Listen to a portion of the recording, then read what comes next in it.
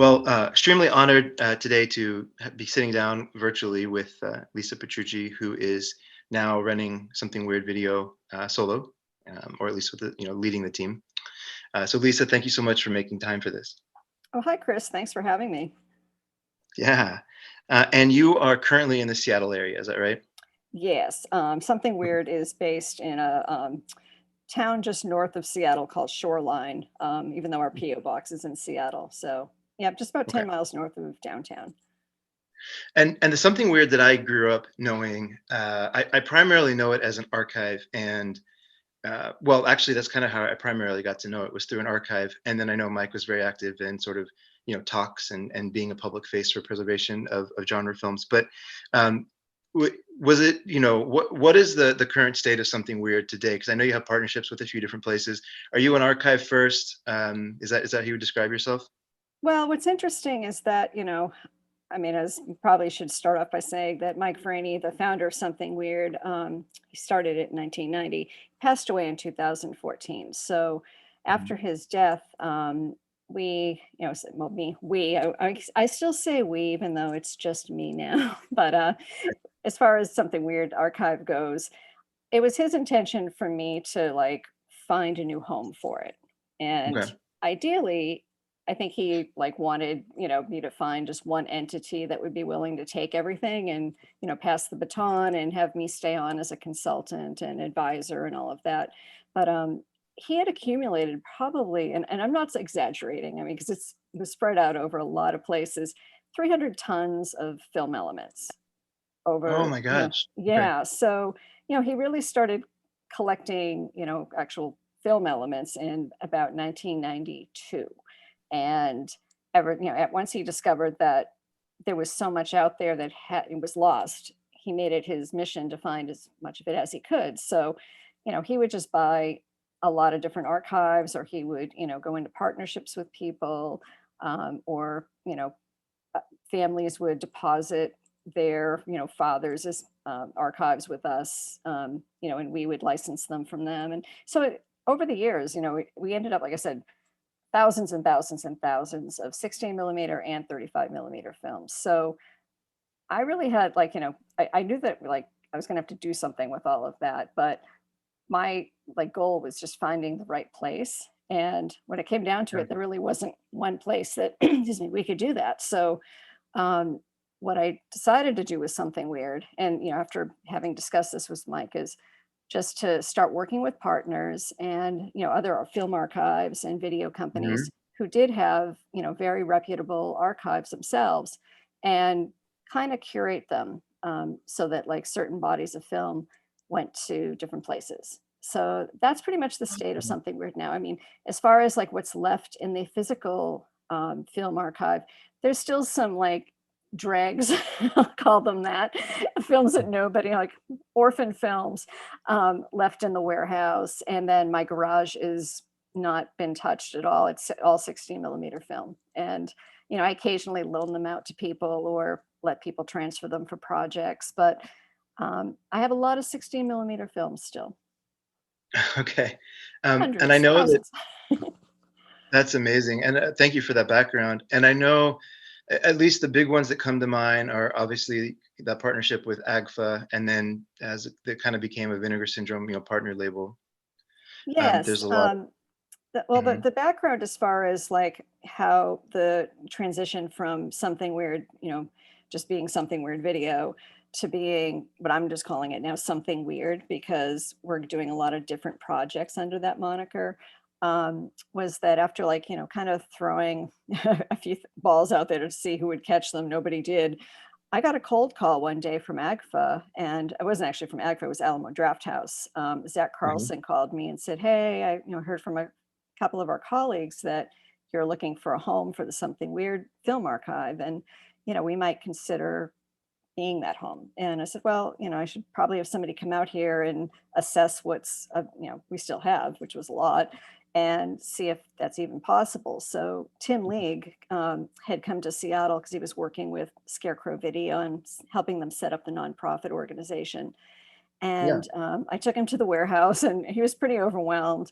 And he said, he goes, "I really want to do this, but it's just it's overwhelming. I mean, it really is a lot. It's a lot. So he said, let Mhm. me talk with, AGFA and see what ideas we have. And, I'd given him an inventory list of the original 35 millimeter film elements, and a lot of them were negatives, which, makes them even more, valuable and desirable as well. So, Sure. I soon heard from them and they said, what do you think about, us cherry picking the collection and being partners, and I think we got the idea about like them getting a film scanner and starting to do restorations of the films that had already been out like in standard definition, but doing like 2K and 4K scans. And that sounded like a really good idea to me, but it also had to be within the parameters of this certain parts of the Something Weird archive that have to stay together, so you can't do it piecemeal. And I Okay, that ended makes up, sense. picking up probably some of the, like, what I would call the Something Weird greatest hits, films like Curious Dr. Hump and Yeah. Monster at Camp Sunshine and She Mob and, a lot of my favorites, which, I was really happy that they went to that home. And then they in turn actually put me in touch with Nicholas Winding Refn, um, who is, as many people know, a very, prestigious film collector. He's got a lot of the Andy Milligan films, and he's done a lot of research and has stuff from the Ormans. And he was starting to think about doing his own streaming channel. So he came out to Seattle and ended up taking a good portion of the 35 millimeter archive. Once again, in a curated group. I mean, it's like, well, if you're going to take these films, these other ones go with them, kind of Yeah, thing. sure. Sure, sure, I sure. was overseeing all of that, and and then also over the years, I've been working with Severin Films and Kino Lorber and Mondo Macabro and quite a few other companies. The Film Detective, Alternative Cinema. They have a pop cinema brand that all fit in with Something Weird. And so I've just been kind of cutting it up into a pie. You get this piece, you get that piece, and as long as you guys brand with Something Weird, it is a Something Weird release. So. That's brilliant. And you kind of said this implicitly, but I just am curious, is there additional curation that's happening today or not? Oh yeah, I mean, actually, it's funny. What is left is like stuff that's not the greatest. I mean, like I've got 35 millimeter jungle movies that nobody seems to want to touch. I mean, maybe Okay. because of the problematic subject matter. I mean, they got what Dave Freeman would call Guna Guna movies, or just Okay. parts of films. Because a lot of times, what would happen is, you'd get a film archive and there'd be an incomplete print of a really great movie, but a big chunk of it's missing. So those ones are just kind of sitting there. And then just a lot of shorts and odds and ends and, just some of it's just junk. So that's what's left there. But as far as the 16 millimeter collection goes, I've spent the last few years just organizing it because it was really just willy nilly before I spent any time with it and put it together by subjects. So I'm hoping at some Mm, point to start reaching out to my partner companies and saying, hey, these are all the, let's say, Sword and Sandal movies, or these are all the yeah. Euro spy movies, or, there's a lot of short subjects and educational films and, just kind of just, you know, uh, oddball stuff that I think could, be good with the other releases that are coming out through these companies. So, because the thing that's wonderful about most boutique labels is that they are putting all the special features and extras, and it's just fun to see like how all of these films get repurposed. Oh yeah, no, for sure. I mean, one of the release that I think I was most surprised with in a positive way was when I think it was number three that came out through the AGFA partnership with Vinegar Syndrome. It was Bat Pussy, and that movie made me laugh so hard. Yeah, well, and Um, actually, that was before we started working with Vinegar Syndrome. AGFA had been doing their original Blu-ray releases with MVD, and oh, they're very okay. close partners with Vinegar Syndrome and a lot of other things. So we just decided to make the transition to what they're calling OCN, which I Yeah, forget that's what right. that means. That's right. That's right. OCN is their distribution company for Vinegar Syndrome. So we just started in the last like year and a half having things released through them. And unfortunately, a lot of the MVD released Blu-rays have gone out of print. So we are going to probably be re-releasing ones like That Pussy through OCN. That's great to hear, and like a movie like that to have all the special features it did, and just the attention that was like given to it was great. Oh, thank you. Um, Well, it was a and labor then of love because we all, I mean, that's probably one of the most beloved movies in the Something Weird archive. So we wanted to do it right. Jared said something interesting. That's not surprising to hear, by the way. I think when people hear about the subject matter, they maybe you're shy to watch it, but it's the least erotic movie in history, and it's so funny. Very true. Um, anyways, but if you look across, like, is it 101 now that's also putting out ACFA stuff in Region B? Is that right? I'm not sure. It Maybe. was just, Yeah. anyways. But it just feels like the hunger for these types of film is are growing, and that's exciting to see. Well, what I've And found I think interesting, just as somebody who's been doing this for since 1994, so I've seen all of the various just I was going to say all the different chapters of Something Weird, where originally everything was VHS, and then we uh-huh. restored things for DVD, and all of that was just standard definition, and we thought we were at oh, we could never get any better than this, and then years later having everything restored to high definition and 2K and 4K. I mean, Dave Freeman used to have this expression. I use this all the time in podcasts. People probably tired of hearing it, but he would say that these films are like a sack of flour. The more you keep shaking it out, and a little bit more comes out.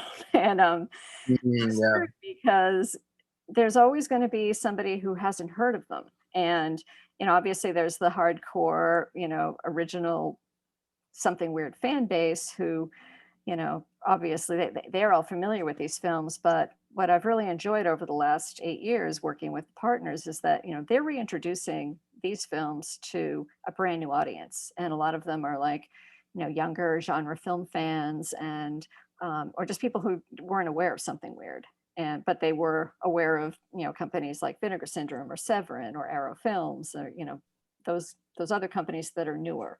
So I've just really enjoyed seeing this happen, and also the response to things, because anybody who's a genre film fan, they kind of get it. You don't have to like, you know, exactly. you don't have to like explain why you're releasing a movie called Bat Pussy. All they have to do is see it, and they're like, "Oh yeah, that's why everybody loves this movie because it's just You so get the whacked benefit of the out." doubt. Yeah, you get the benefit of the doubt. And one more question about the present before I go back. I'm curious to go a little bit historical quickly, but so you're also streaming a lot of this content now, right? Is it Full Moon? Actually, it's quite a few different. It's the same as with the Blu-ray releases. I'm Okay. doing different partnerships for streaming, and once again, it came down to like somebody would approach me about, "Hey, we'd like to have your content on our streaming channel, but we only are interested in this part of it." So it's like, okay, I can like the first one was Full Moon, and they did a really great job, putting together like a really nice selection of Something Weird titles. Chris Alexander, who works with Charlie Band, was the one that did all of that, and he's got really good taste. So it was fun to see like a lot of just like greatest hits movies like on one channel.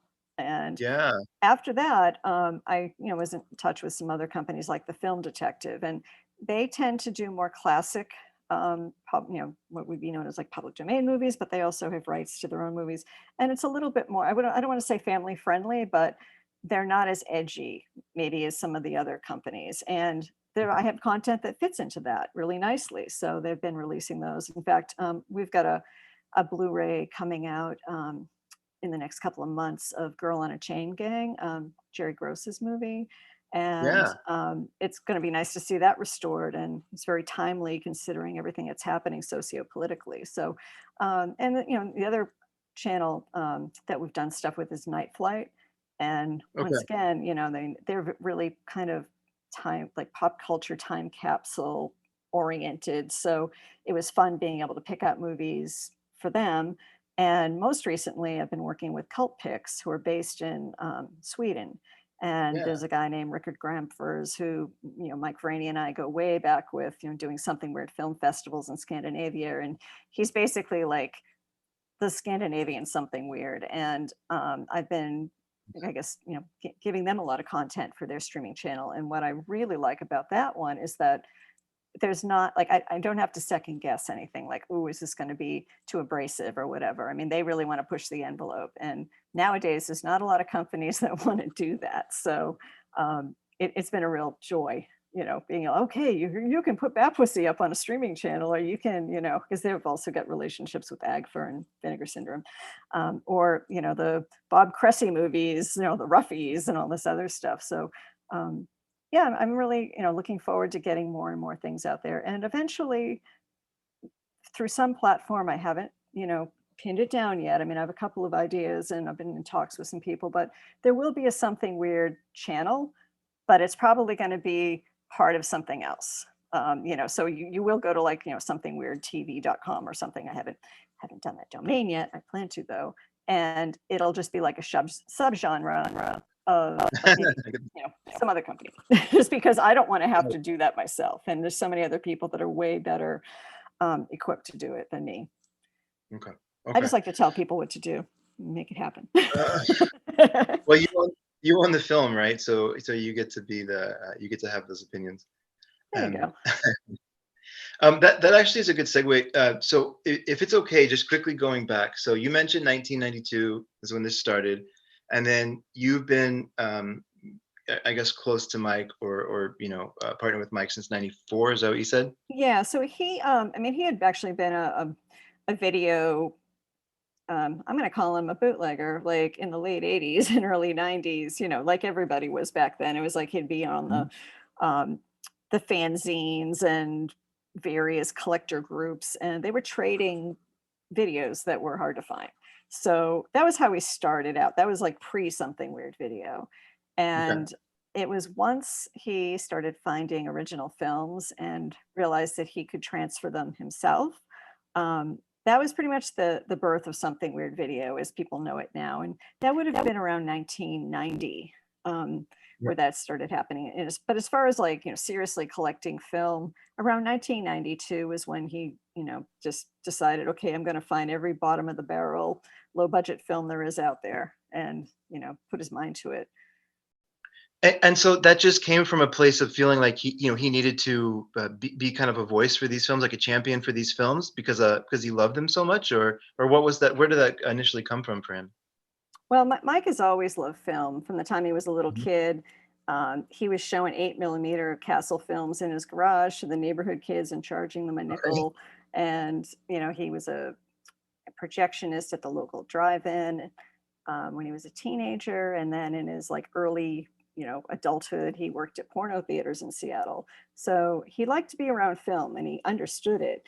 But he's also like a lot of different types of film. I mean, he would watch anything as long as it was on celluloid. So, but it wasn't Uh-huh. until, he started doing Something Weird and came across a few archives of things that he was unfamiliar with. Like probably the first big archive was in the early 1990s, and it was just like a storage space full of like girly loops from the 1930s to the early 1970s, and burlesque loops, and there was some porno loops in there, and whatnot, wrestling women from the 1950s and 60s. And he was like, I don't think this stuff has ever been on home video, so I think I'm going to transfer it. And he did, and that was kind of the first like official Something Weird releases that he did that were from a film source. And at that point, he realized that there must be thousands of these out there. So he had a copy of the American Film Institute catalog and just poured over it, and made a list. Okay, these are the movies I got to find. And over the years, he found quite a few of them. So That's interesting. So this catalog from the American Film Institute, it had like texploitation, or it had like these films coming out of Wisconsin or Pennsylvania. Like it had these were represented in that catalog. yeah, well, what was interesting was that the research that the American, Film Institute did was that they would, I guess, found press books or clippings or whatever. So what they would do is they'd have it. It was alphabetical. I mean, it's ginormous. It's about 4 inches high, and it was all different types of films. So you'd have like, an important like film, from a time period mixed in with like Shima. whatever, yeah.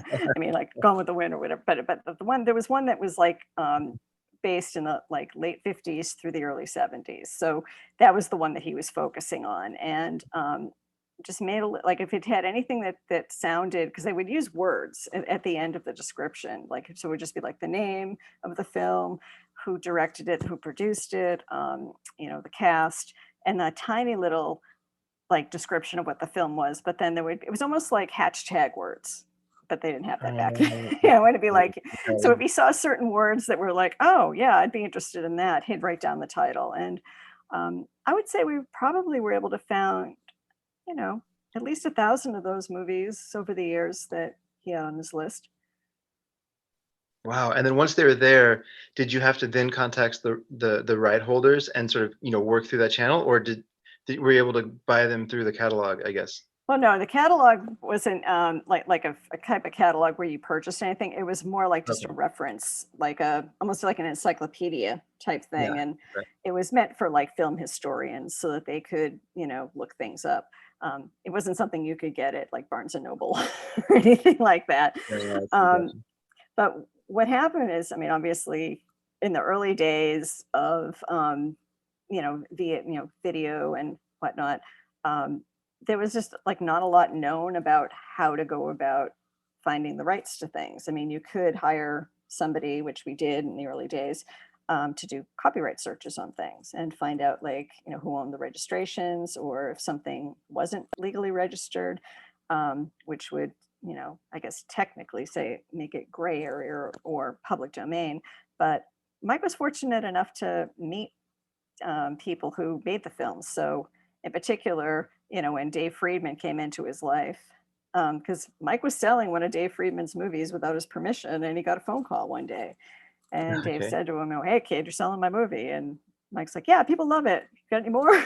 And didn't like back down or anything, and it ended up that he and Dave Friedman got together and became partners, and Dave was practically he wasn't just our mentor, he was like a father to us over the years. But because he was like the mighty monarch of exploitation film, he knew everybody in the business. So he took that opportunity to introduce Mike to his other cronies, like Harry Novak, Joe Sarno, Arthur Morowitz, and the list goes Wow. on and on and on. So Something Weird licensed a lot of films from the distributors who actually made them in the beginning. And or if somebody had passed away, sometimes their family would get in touch with us and say, hey, we have the film archive here, what would you like us to do with it? Like, can we do anything? And we would license it from them as well. So but then there were times when, like, you get a film archive that was just like from a storage space or an abandoned depot, or one of those situations where you just have to do your homework.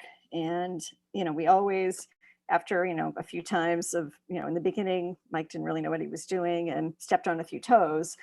Hard lessons were learned, and after that you just made sure that you did your research, and if there was no rights associated that you could, like, put your finger on, then it was safe to say that the film was just out there. It was going to be out there once Yeah. released it. So, and only ever so often you hear from somebody like, oh, you released my film, and all you can do is ask, well, can you provide your copyright registration? But a lot of times, we just would honor that with a chain of title and be like, we because we don't want any bad feelings between people and us. So just try to make things run as smoothly as possible. But yeah, I mean, a lot of films were just kind of discarded, though. I mean, people say that Mike's done the world this great service because a lot of these films would have ended up in the dump, or Dave Freeman actually dumped films in the Pacific Ocean to get to clear out his archive. None of the original negatives or anything, but they had multiple prints of films, and he didn't know what to do with them. He's like, yeah, I just went out to a pier and dumped them all in the ocean. Oh my Don't tell gosh. that's probably making every like archivist like skin crawl right now. Well, no, there's a great story from the Monty Python guys where they say the BBC was about to tape over all their shows, and then they had to find some money and basically buy their prints, and otherwise the world wouldn't have had Monty Python. Oh, Just because at that time, they just didn't value preservation. It was like, well, we have a new show coming out, and here's some old shows that we're not gonna, never going to need them again. well, that's true. And I'm sure that, like, a lot of, producers and distributors didn't foresee there being, like, home video. And Yeah, they probably thought that, they had run their course and they've done all they can theatrically with those films. So, but lo and behold, there's all these other opportunities. and it seems to keep being, every generation is something new and exciting, and like you said, there's collectors are always going to be there, right? I've been collecting since about 2001, so I started getting in at the DVD days, and I think y'all had a pretty active partnership with Image, if I remember right. Oh, yes, yeah. And, Yeah. that was probably our most visible, consumer DVD project and partnership that we did. Because Mhm. otherwise, you would have had to hear about something weird through the grapevine or fanzines or, like conventions, word of mouth. But once Image got involved, like we were in Best Buy and Tower and um, a lot of like consumer places. So, Yeah. Was that surreal for you to see when that started happening? oh yeah. I mean, we always used to laugh. Like, did you ever think you'd see, say, Blood Feast sitting at Best Buy or any of those types of things? So, yeah, I mean, and it definitely opened up people's eyes to something weird. We're also really fortunate. Like a few years later, after the DVD deal with Image, Comcast gave us a channel. I mean, that was crazy. They just contacted us and like, hey, would you like to provide content? We'll give you a channel. So if you went way, way, way deep into their menu, there was actually a something weird channel that, you could see short subjects and feature films and all kinds of stuff. And that's where many people discovered something weird as well. But after about 7 years, and I think it might have been around the time that NBC bought Comcast, I think they looked at what they were actually showing on the channel and pull the plug. I think it changed. That's hilarious. Yeah, by the time the executives finally got around to seeing it, they were like, "Wait, what?" Yep. That's really funny. Last question on history. I meant to ask this earlier, but you just reminded me talking about Blood Feast. So I'm actually in the middle of an H.G. Lewis run right now. I'm going through that Arrow set that was put out a few years back, Mhm. They did a beautiful and job.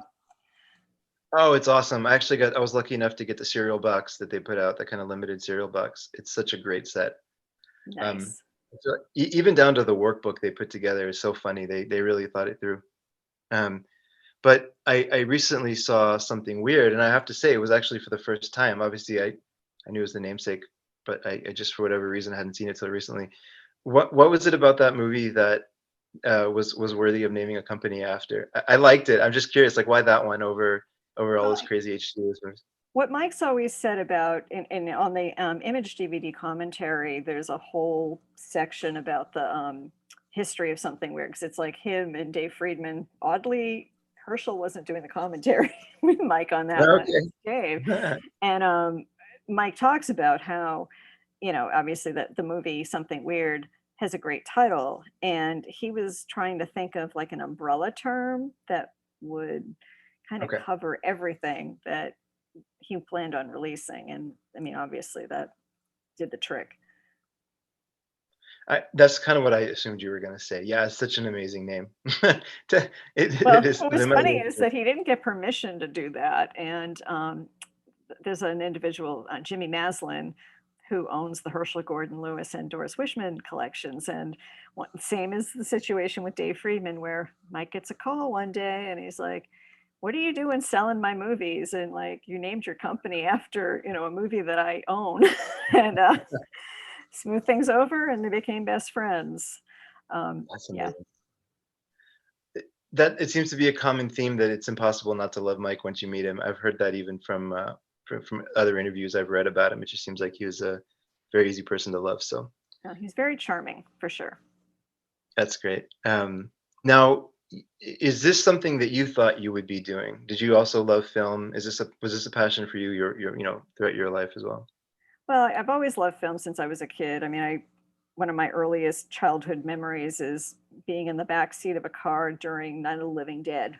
I was like 8 years old. I mean, I don't know what my mother was thinking, taking me to, like, oh, she'll just sleep in the back seat. No, I didn't. And I was pretty traumatized, but it kind of set me on a trajectory to like watch horror movies when I was a kid. And, um, in my later teens and early 20s, I mean, I was watching a lot of basic cable, and there was films like Psychomania, Werewolves on Uh-huh. Reels, and Dunwich Horror, all like films that you wouldn't normally like see. And also was the early days of VHS, so I kind of dug in deep.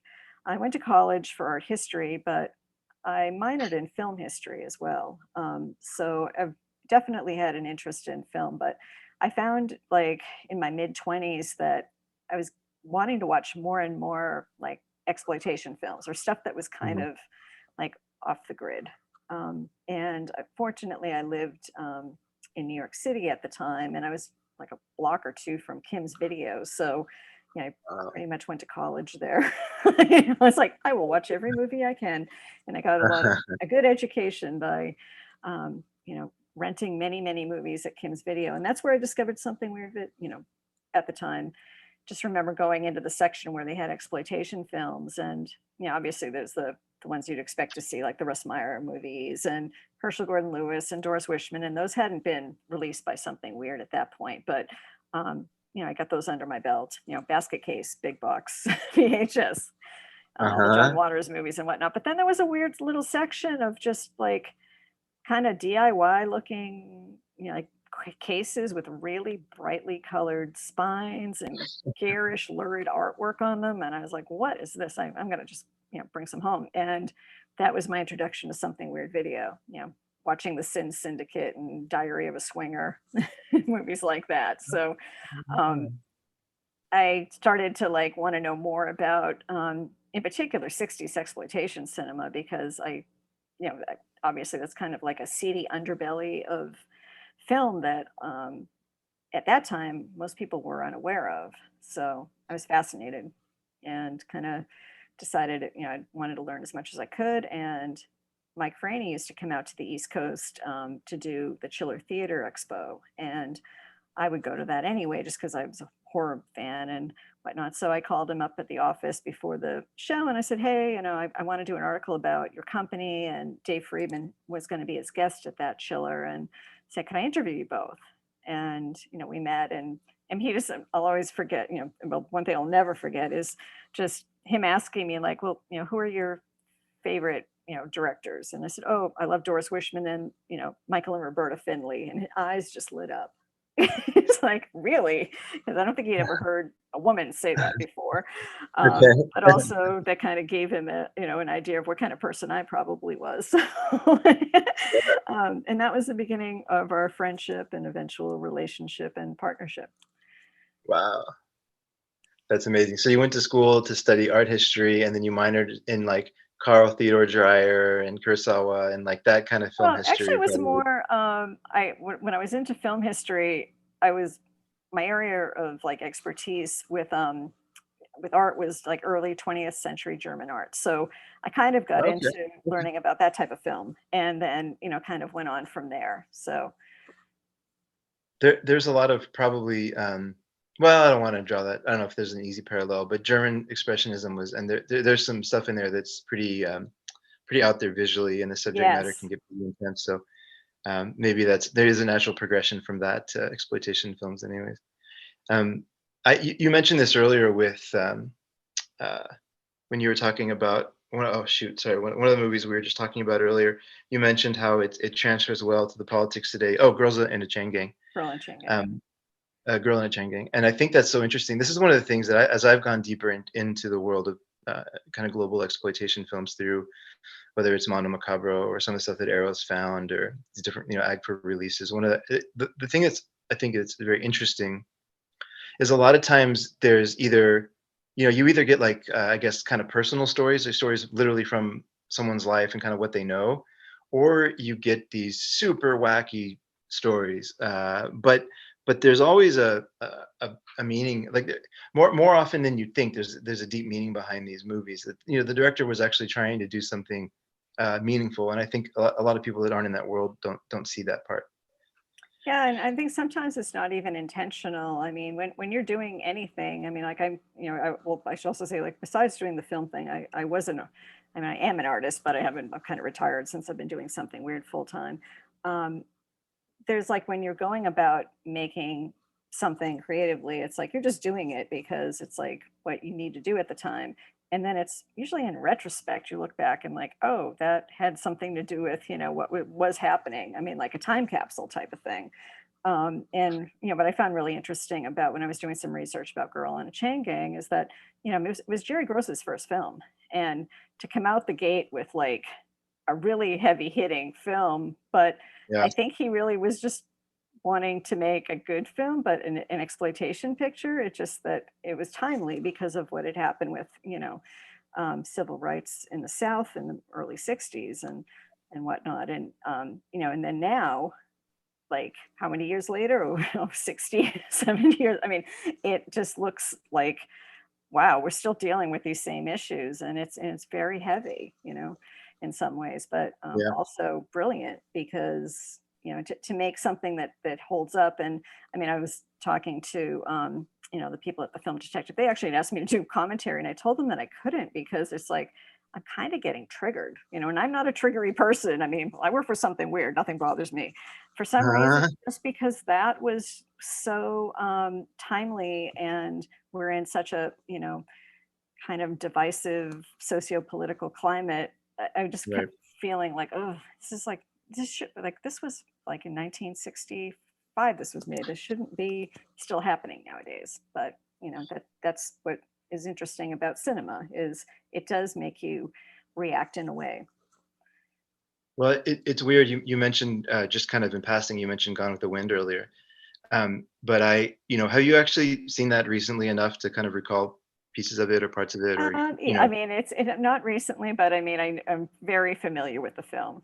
Okay. So the crazy thing about that, I actually just saw it for the first time last night. Uh, I'm kind of going through a bunch of movies that, because I'm so drawn towards the fringe of film, I've actually never seen kind of the middle. And It's so easy to I'm trying to do. catch up. Yeah, exactly. So I'm trying to catch up a little bit. And I had that exact same reaction to that movie. I mean, there's obviously a bunch of stuff that's just problematic anyways nowadays, but there's also a lot of when they start getting into the other so much in that movie, I was kind of depressed a bit afterwards because I was like, man, that was going on in 1939, and like in a lot of ways, we're still looking at the other, or we're still looking for the other. It's not Yeah, north south and anymore, but it's it's like it hasn't really, changed. I was like, ugh, yeah, it's kind of upsetting at times, yeah, but I mean, but that's like the one of the things about cinema is that it can like you react to it, whether it be a positive thing or a negative thing, or like people like film, you don't like a film. It's just that's the moving image is powerful. yeah, yeah, and that doesn't change. And just to kind of bring it back full circle, that doesn't change when you get to these zero budget films. And that's the thing that I think, as I've been exploring them more in the last, call it, like 5 or 6 years, that's the thing that really jumped out to me, was like there's some amazing stories in here, that are worth seeing if you can just get past the fact that it's a home video, or like that it's shot on a really low budget. Like if you can just get used to that and kind of sink into that rhythm of that, it becomes more about the story, and there's some really good stories in there. Yeah, and also for me, I mean, even if it isn't a great movie in and of itself, it's like I like everything that I like you can see. I mean, like the time capsule aspect of them. Like, you're taking a look at, this like part of, I don't know, like in particular, let's talk about 60s exploitation. It's like, the average person wasn't aware that it like, there were being dirty movies being made, you know, that were like Yeah, there was an adult, cinema out there that like people were going to. I mean, but if you like grew up in suburban Massachusetts like I did, I wasn't aware of any of that. So right, right, I right. heard about the combat zone down in Boston, and like, oh, they show the porn films or whatever, but this was a totally different thing. I mean, they're like dramatic films with naked people, and they Right, were, right. but if you look back, over old ad mats, and there's quite a few people on the internet who do a great job at like documenting the history of like where films were screened. It's like this stuff was out there, but I don't know how many people were seeing it because nobody I knew was ever talking about it. I mean, my father certainly wasn't. Right, right.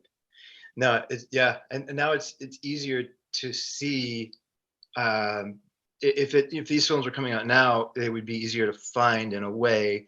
But a lot of the films that were made in the 50s, 60s, 70s that you're describing would never get made today for a variety of reasons. So that it's sort of like this time period, maybe even in the 80s a little bit, but it's like this time period where there was so much creative freedom into some wacky subject matter, but also some dark ones. But they were all just kind of mixed together in some of these movies, right? It wouldn't be done the same way today.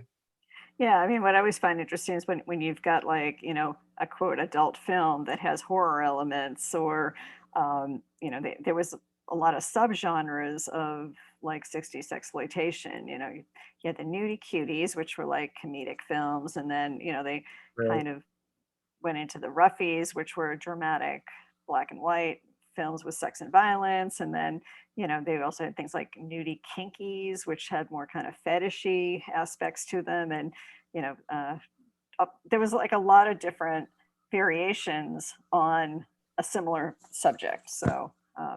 And I mean, I Everyone's don't just think trying that to they get. discussed, they probably didn't realize it at the time. But when you look at the whole body of material that was coming out, it's like, okay, they were all paying attention to each other because they probably saw, oh, so and so just put out like a nudie western, so it's doing really well at the box office, so I'm going to make one too.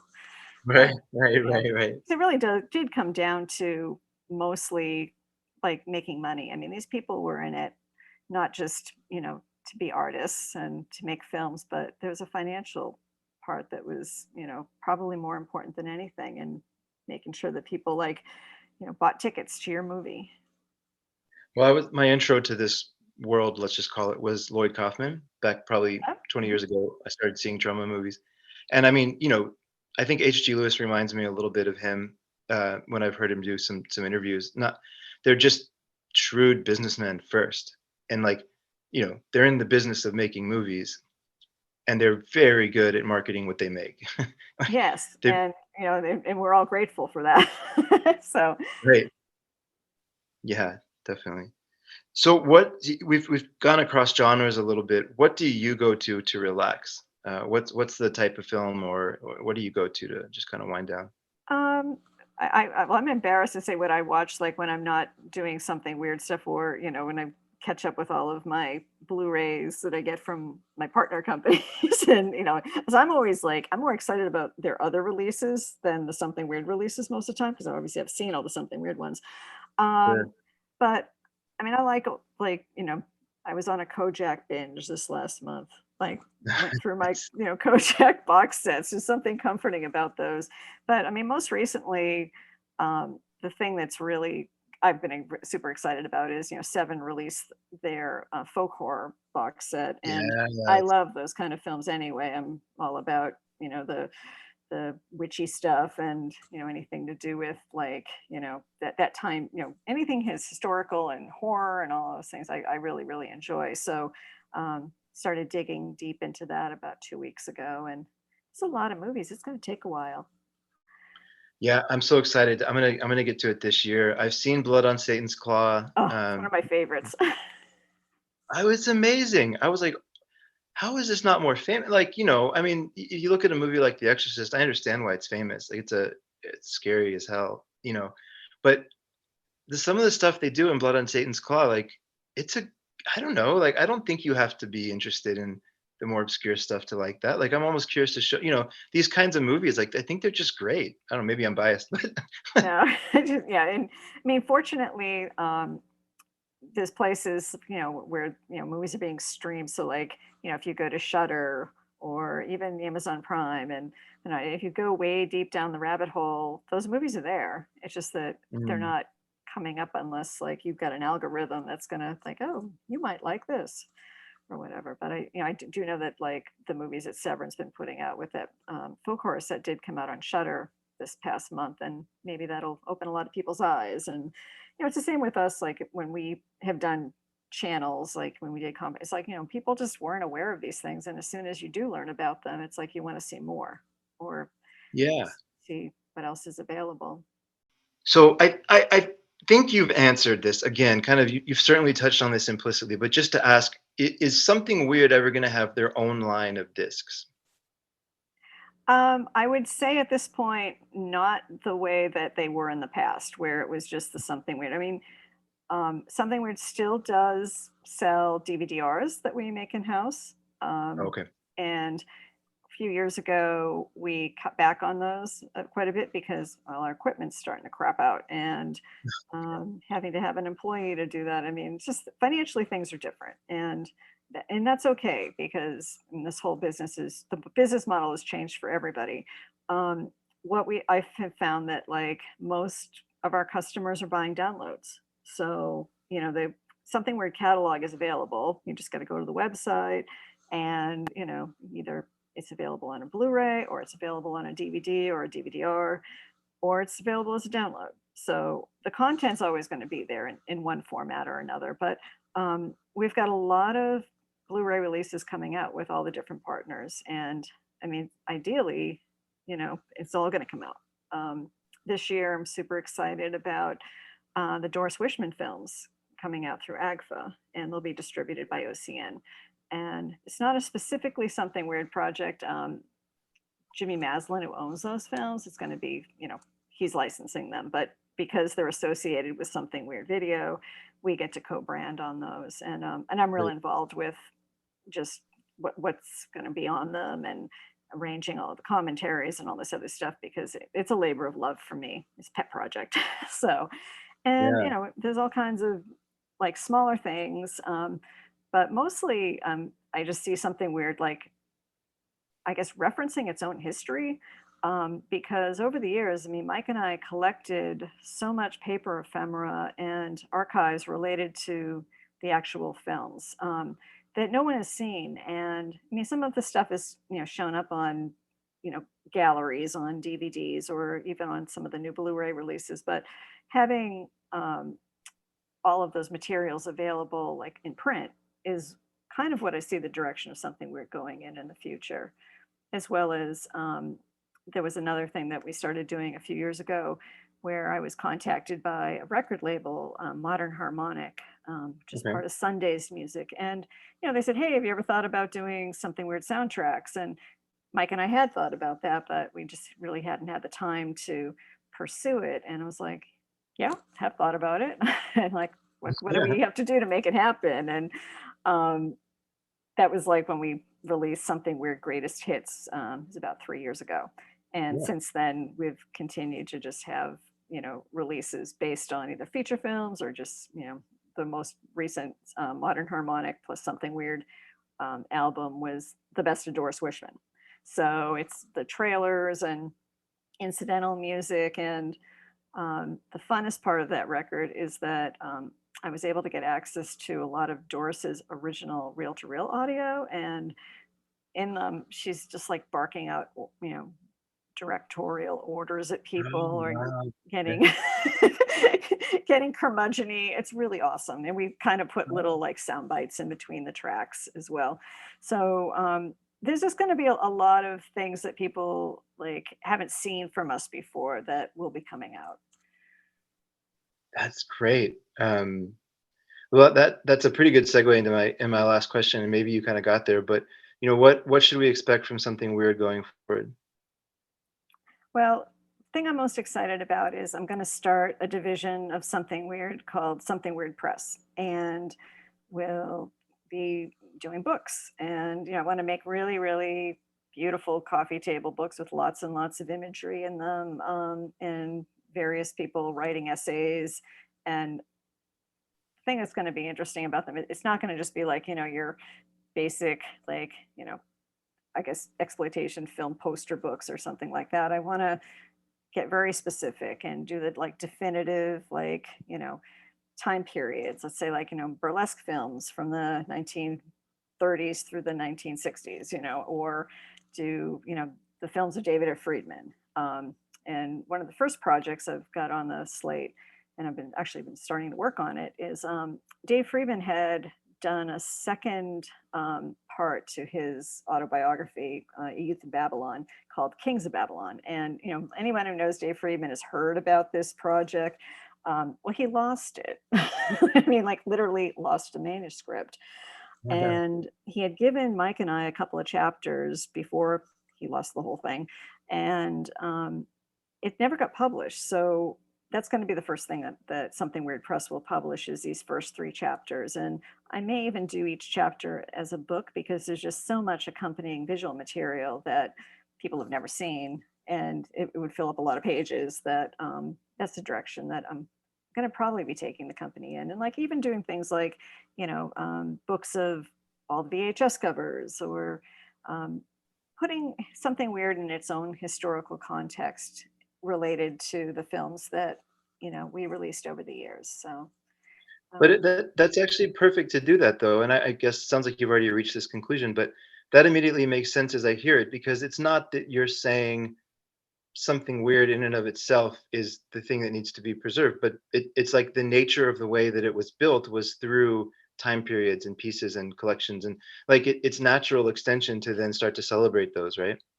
yeah, that's actually a very good way to describe it. I mean, it would mostly be, I mean, like I'm not going to do like every single, let's say if we're doing a sexploitation history book or whatever, it'll be, let's say, the roughies, and we'll just be focusing on the things that we released, not like the whole entire genre. It's just how it relates to Something Weird, and which is like a giant chunk of that, mind you. I mean, I'm sure we will reference some things that weren't didn't come out, but I mean, as far as what the bulk of the content's going to be, like, you know, if you look at the Something Weird website, it's going to be that in book form, I and love that. probably There's reprinting catalogs too. Oh, nice. Okay. Yeah, there's I mean, just in the I'm just off the top of my head, in the last year, I've personally bought a beautiful hardback, kind of coffee table book around Italian post-apocalyptic films. There's a book from Grindhouse that just got released. I don't have it yet, but it's a Rudy Ray Moore kind of Oh yeah, biography. no, I mean this is fantastic. Yeah, Mark Murray did a great job on that.